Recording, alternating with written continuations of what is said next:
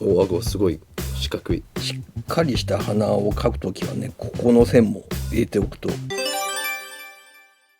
よろしくお願いします。毎度です。撮影の設定した後に少しウォーミングアップする時間があって書いてみました。この前のおっさんキャラ動画作ったのでどれくらい頭に残ってるのか書いてみました。考えずただウォーミングアップとしてこうなったので改造とかバランス的な問題とか見てもらえると嬉しいです。お願いします。そうですね。最初からどういう印象ありましたか？年齢設定が確かにいつも私の問題が、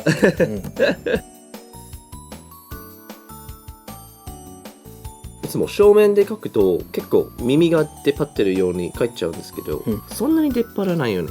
まあ耳の形は千差万別なんで、好きなように描いちゃっていいんじゃないですかね。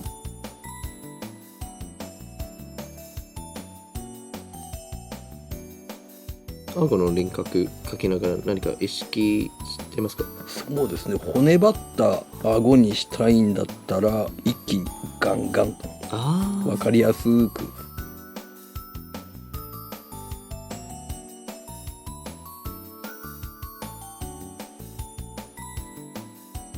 この真ん中辺の線、この2つ先に描くとすごい後で描きやすくなりますね。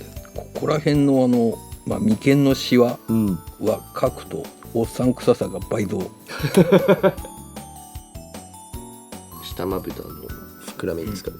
頭蓋骨のね、この穴を意識して描くとどういう風に描いていいか。私上まぶた描いてみたんだけど下まぶた描いてみてちょっと変だったから消しました。お、顎すごい四角い。ケツ顎って呼ばれてる顎が割れてたりするでしょ。そういう描き方もいいし。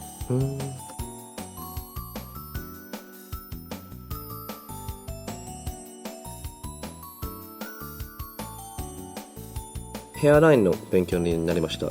いつも私なんか若い少年みたいなヘアライン U の形で描いてるんですけど、こういうなんか V の形がやっぱりおっさんになる。富士山を逆さまにしたみたいな、これ富士みたいって言うんですけど、こういう生え方のこと。富士山もすごいどんな場所でも日本で役に立ちますね。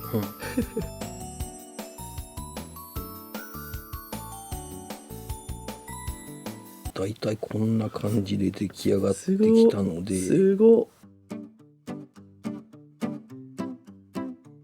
アメリカの軍隊に入るとこういうなんかヘアカットされますよね。あれ一つでこんな感じの髪型のガイルで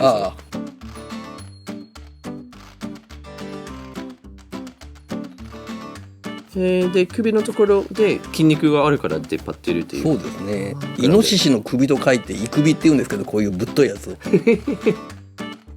強そう。この肩の僧帽筋って言うんですけど、ここがモコっとしてた方が強そうに見えるでしょ。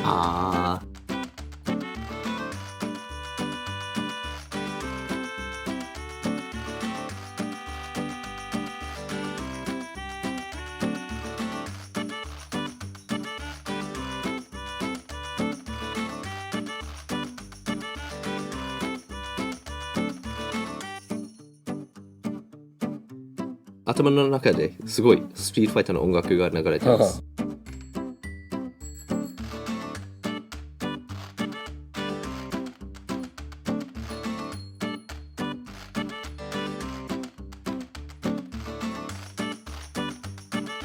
表情をつけてもいいし、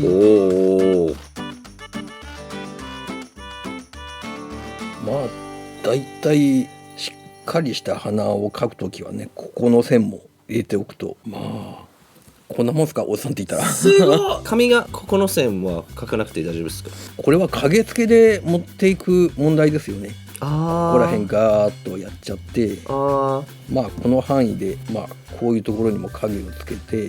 じゃあ実践では描かないですね。そうですね。どっちかというと影入れて、漫画だったらトーンを貼るとか塗りつぶすとか、最初から顔の輪郭ちょっと柔らかすぎたよね。実際の頭蓋骨を思い浮かべながら当てはめていくとそれなりにおっさんっぽくなりますよ。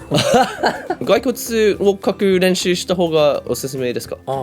結構自分の仕事では書く仕事も時々あるんで、参考とかはいろいろね用意していつでも来いやって待ってますけど、日本の浮世絵にも妖怪とかでドクロが結構出てくるんで。確かにそうですね。で、気になったのはそのロープロフィール耳、こういう耳だとお猿みたい出張ってる。あと輪郭線にすごい綺麗なシルエットができますね。鼻作り方は全然違いましたね、この線は何ですか？意識して見たことないか。結構ね骨張った体格とか顔つきの人には出る線なんですけどね、すごい低く眉毛がだいたい目玉に当たってるように見えますね彫りの深い骨格だとそれぐらいになるんですけどね。で、こういうなんていうかは分からないんですけど、この筋肉の膨らみあるとなんかかなり強く感じますね。で、この前勉強になった口のそばに書くとさらにおっさんぽさが上がりますねそれにほうれい線をねちょこっと足してもいいし、ここの線とか。で、髪型も短くてちゃんと体の輪郭が見えるし、肩と首の間の筋肉、僧帽筋って言うんですけどね、上に上がってかなりパワーが上がります髪の生え際のギザギザも慣れておくといいですよ、描き方を。キャラを描くときは結構使うんで、全部実線で描かずにところどころ色とりを入れるとそれっぽく見えます。ハイライトをつけるんだったらこういうこんな感じですよね、このいう髪型だったら。だいたい散らして描いてった方がそれらしく見えるかなとか。あと頬も入れるとしたらこういう終わりの方はタッチにしておくとくどくないんで。